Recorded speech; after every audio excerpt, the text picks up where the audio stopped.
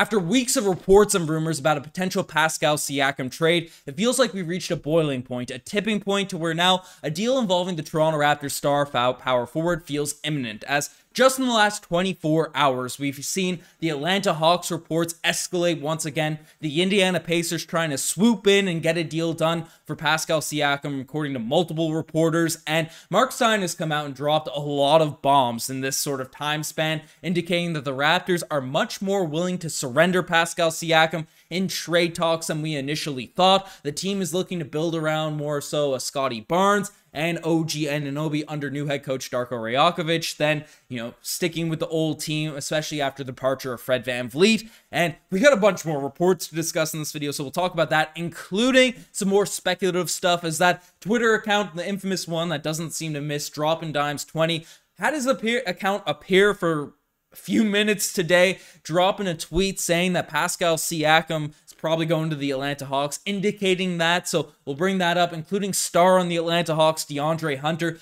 deleting all of his posts regarding the Atlanta Hawks, putting a cryptic message in his bio. So there's a lot of stuff we have to cover. So let's just jump straight into it.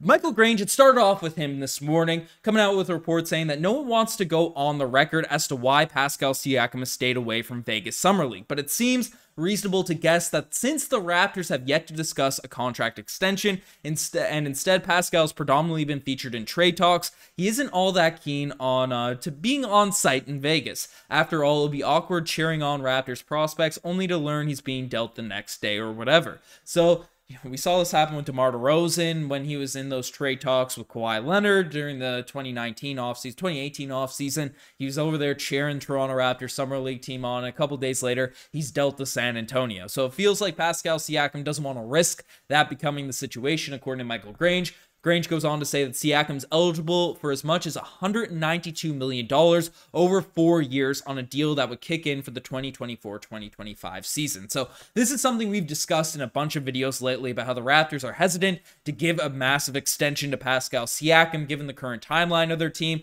given how they value him, especially at that super max sort of potential if Siakam doesn't sign a deal this summer. The potential for him leaving for nothing if the Raptors don't offer him a super max next offseason could be extremely risky for the team. And we've just seen one all-star, Fred VanVleet was an all-star 2 seasons ago at this point, right? Left for nothing this offseason. The front office caught a lot of flack for letting an asset like that walk for absolutely nil. So the front office seems hesitant to give that contract extension, and trade talks are popping up as they don't want to lose another massive asset who on the trade market is much more valuable than a Fred VanVleet, right? Don't want to lose him for nothing. Grange went on to say basically that no one wants to go, basically per league sources, the Raptors are still listening, trying to gauge the market value for their leading scorer and leading returner, in theory, playmaker. So basically Atlanta remains a possibility and Indiana has also reached out.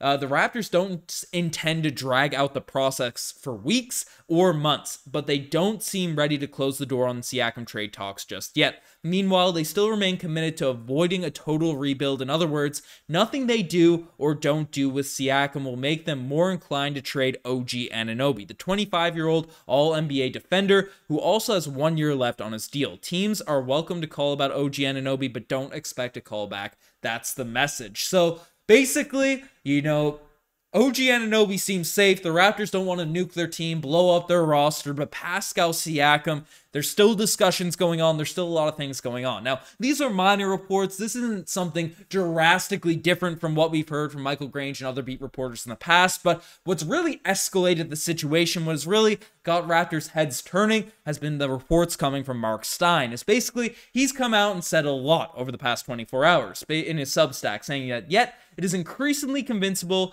that Toronto's Pascal Siakam could be moved before one or both of Damian Lillard and James Harden. Then, given the Siakam trade chatter has begun bubbling at an increased rate. The Indiana Pacers, league sources have said, have emerged as a legitimate trade contender for Pascal Siakam. The Atlanta Hawks, of course, have been pursuing Siakam since last month's draft. It is believed that there are other suitors whose identities are yet to be confirmed.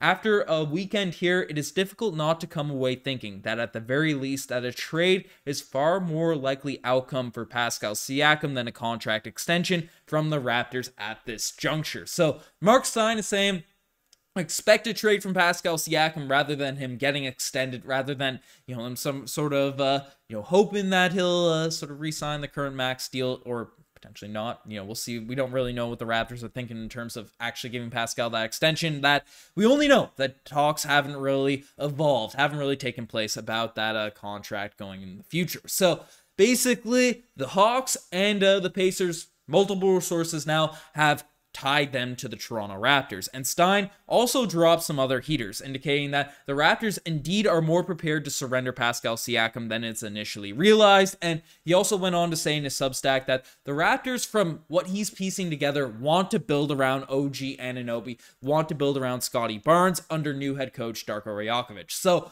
that's the route the Toronto Raptors are destined to go down. And combining this with Michael Grange's report, it feels like the Raptors are sort of giving in to OG Anunoby's, I don't know if you want to call it demands, to have a more significant role in the offense. They'll probably give him an extension. They want to build this team around Scotty and OG and see how it shakes out. So that is really interesting. That might frustrate a lot of Toronto Raptors fans, because while a lot of people were low on Fred VanVleet, Siakam has been amazing for this Toronto Raptors squad over the past year. I mean, looking at his stats, right, 24 points per game, 8 rebounds, 6 assists, 32% from the three-point line, which is not great, but 48% from the field. The brunt of the defensive pressure is all loaded on a Pascal Siakam, especially when we looked at the NBA playoffs last season. So trading Pascal Siakam in a potential deal would just not be that encouraging for Toronto Raptors fans. And we broke it down in yesterday's video, especially with his value not being at the level we were sort of hoping,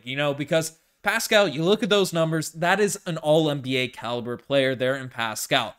The returns that we're likely going to get back for him is not close to that type of value. And solely off the fact Pascal Siakam's on the final year of his contract and he's not willing to sign an extension, talk about, future extension talks with other teams that he's potentially traded to. That was initially reported right away on day one of free agency. So, we talked about yesterday how the potential returns don't look that hot. And it seems like the team that we thought was out of the running because they didn't have enough assets, as DeJounte Murray was just extended. He would be the key player a lot of Raptors fans wanted back in potential deals. Kobe Buffkin did get signed to his rookie contract, but he could still technically be traded. Just the deal wouldn't be official for however the 20 or so days that are left in terms of his eligibility to get traded. But the Hawks are heating back up, and basically, there are multiple sort of also speculative things people are pulling now to sort of link the Raptors to the Atlanta Hawks, as Droppin' Dimes is back again, basically coming out saying that this is the real Droppin' Dimes account. I wonder how Siakam feels about the city of Lil Baby and Quavo are from.